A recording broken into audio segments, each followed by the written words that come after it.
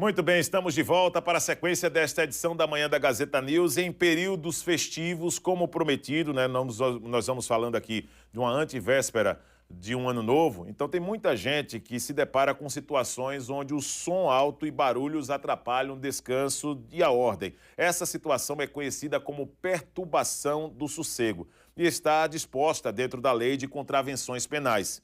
Vamos conversar com o advogado criminalista Leonardo de Moraes para saber qual a penalidade. Ele também que é presidente da Caixa Beneficente dos Advogados aqui de Alagoas. Grande trabalho, agora reeleito, inclusive reconduzido para mais um mandato, mais 3 anos. Leonardo, parabéns de uma forma geral pela atuação. Vamos falar sobre a perturbação de sossego na sua atuação como advogado criminalista. O que é que a lei diz a respeito desse assunto? E em muitos casos nós estamos acompanhando de pessoas que se sentem incomodadas com o som alto de um vizinho, um som alto, por exemplo, numa comunidade que acaba tirando o sossego dessas pessoas. O que é que dá para poder passar para o nosso telespectador? Um bom dia e já antecipadamente um feliz ano novo para você. Obrigado, Videlana, a todos um ano novo excelente. Obrigado aí pelas felicitações diante das eleições da OAB, né, recentes agora. Sobre a natureza dessa infração penal, ela é uma infração penal presente na Lei de Contravenções Penais. É o Decreto-Lei 3688/41.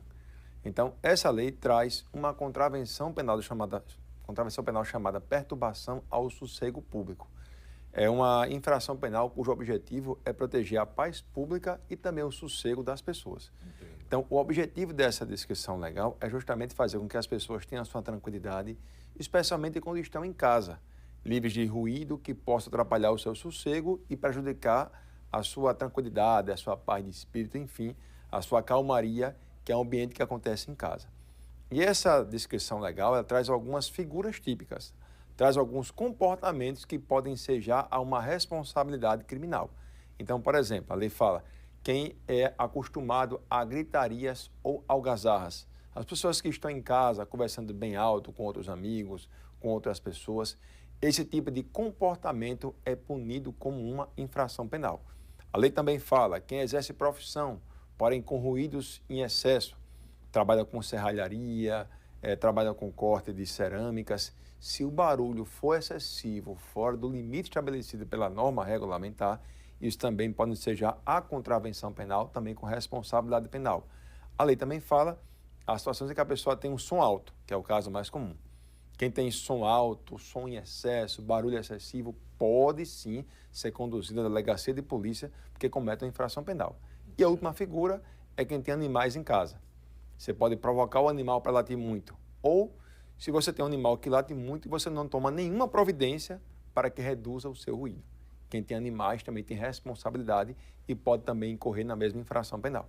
Então, o objetivo desses comportamentos que a lei descreve é proteger a paz pública e o sossego das pessoas. Afinal, se eu estou em casa, é o lugar que eu tenho a minha tranquilidade. E qualquer ruído ou barulho que possa atrapalhar isso, podem ser já, como eu disse, a uma responsabilidade criminal. Agora, nessa situação, até chegar nas esferas judiciais, Leonardo, a polícia ela tem um papel também importante. Inclusive, alguns canais eles já servem para a presença da polícia militar. O papel da polícia, nesse momento, é o quê? Solicitar que a pessoa que está provocando aquele barulho, aquele ruído, que está incomodando uma pessoa ali que fez essa denúncia e tentar conduzir ali de uma maneira conciliatória o processo até chegar ao ponto de levar um material como um som, por exemplo, que está provocando aquele barulho. Qual é o papel da polícia? O que é que a lei diz a respeito desse assunto? Pronto, vou responder sua pergunta, vou só antecipar um ponto importante.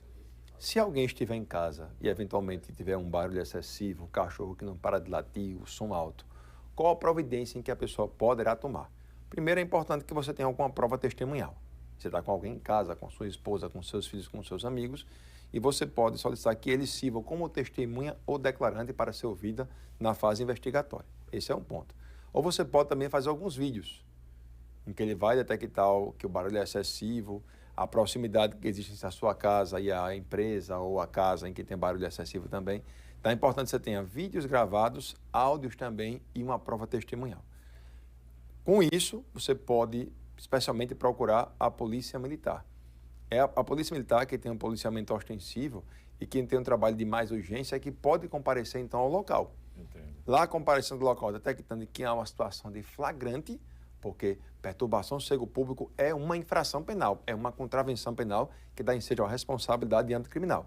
Então, ele pode detectar que há um flagrante, conduzir o proprietário da casa do barulho coercitivamente à delegacia de polícia e lá ele vai ser ouvido e depois vai ser liberado. Entendi. Mas futuramente é possível que haja uma audiência preliminar, que haja uma transação penal e até, quem sabe, ao final, uma responsabilidade criminal.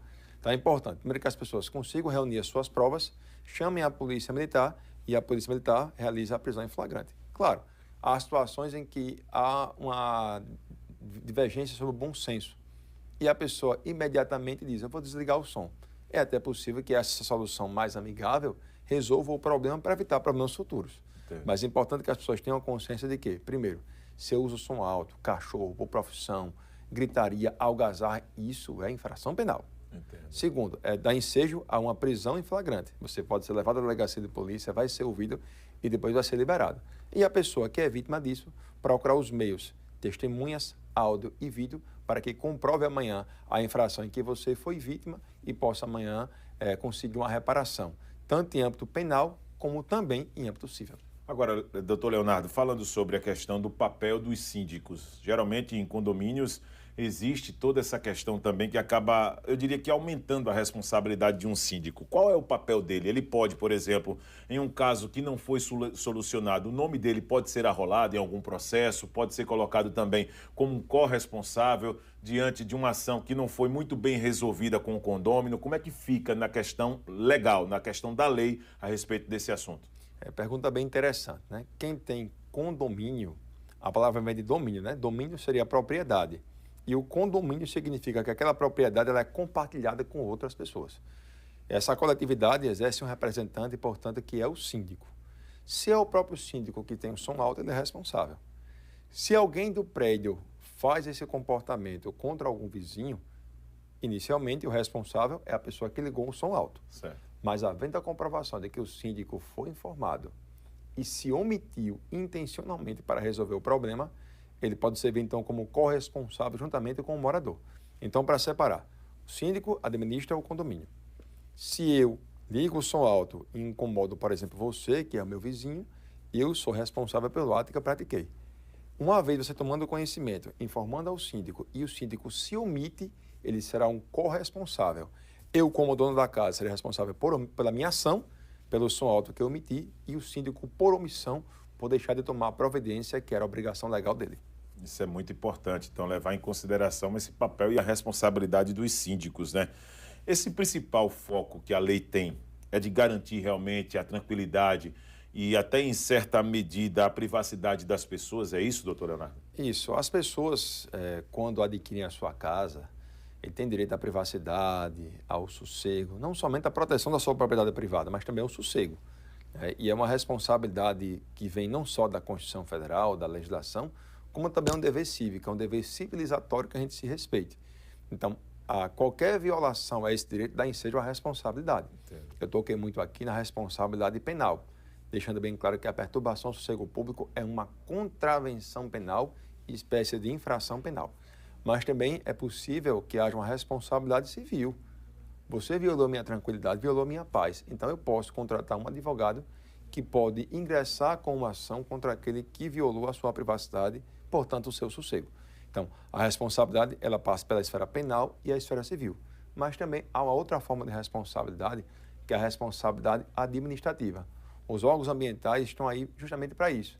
E se comprovar que você violou o sossego público, violando normas em âmbito administrativo, você pode ser obrigado a pagar uma pena de multa. Então, percebe, há uma responsabilidade penal, cuja infração traz uma pena de 15 dias a 3 meses, uma responsabilidade civil, o dano moral que você causou por violar a tranquilidade e a paz, e também a violação do direito administrativo, que dá ensejo aos órgãos ambientais que aplica a você uma multa. Por isso que se deixa bem claro que esse dever legal ele é importante, mas essencialmente dever civilizatório, em que eu convivo com as pessoas com tranquilidade e paz. Cada um respeita o outro e não haverá problema. Agora, fazendo uma última colocação sobre essa situação que foi colocada. Muitas pessoas elas têm o hábito, quando chega no final do ano, de fazer aqueles chamados aluguéis por temporada. O proprietário do imóvel, ele aluga o imóvel para um determinado grupo. e de repente esse grupo chega ali sem tanta responsabilidade, sem tanto cuidado e mete o som na maior das alturas. O proprietário do imóvel ele pode ser responsabilizado também na mesma proporção como um síndico, por exemplo, numa situação como essa, Leonardo? A responsabilidade, nesse caso principal, cabe ao inquilino, a pessoa que alugou o seu imóvel. Perceba, quando eu alugo um imóvel para alguém, o inquilino ele tem as mesmas responsabilidades que tem o proprietário. Se eu estou usando a casa, eu tenho que manter o sossego e a paz dos meus vizinhos. Se eu aluguei a casa, eu tenho então o mesmo dever que eu tenho. Então a responsabilidade vai caber, portanto, ao inquilino. Mas uma vez o proprietário tomando conhecimento e não tomar nenhuma providência informando ao síndico, informando geralmente aos grupos que existem do WhatsApp de cada condomínio, informando a governança responsável pela sua casa, ele também pode responder por essa infração penal por omissão. Então, inicialmente vai caber ao inquilino e ao proprietário só se ele se omitir após tomar o conhecimento dessa violação. Doutor Leonardo Moraes, muito obrigado pela sua presença, parabéns pelo trabalho, portas abertas da Gazeta News, edição da manhã, edição da tarde, para outros momentos como esse. E seguimos aqui torcendo pelo seu sucesso em 2025. Muito obrigado por tudo. Obrigado pelo convite, a todos um feliz ano novo. É isso aí. Doutor Leonardo Moraes aqui, advogado criminalista, falando sobre perturbação de sossego. Então fique atento, hein? Você não vai colocar som na altura ou quando tiver com um bico cheio de quequel, não vai ficar falando alto para estar perturbando os outros, porque você pode ser enquadrado aí por uma questão que já é considerada, como já foi enfatizada por diversos momentos nessa entrevista pelo advogado Leonardo Moraes, como uma contravenção penal, tá? Então, é importante seguir aquilo que a lei diz para você não ter problema. Recado dado, segue aí a dica também que o Canhão está dando para depois você não ter problema, tá certo? Bom, foi aberto oficialmente pela Arquidiocese de Maceió o Jubileu 2025, com uma procissão e celebração eucarística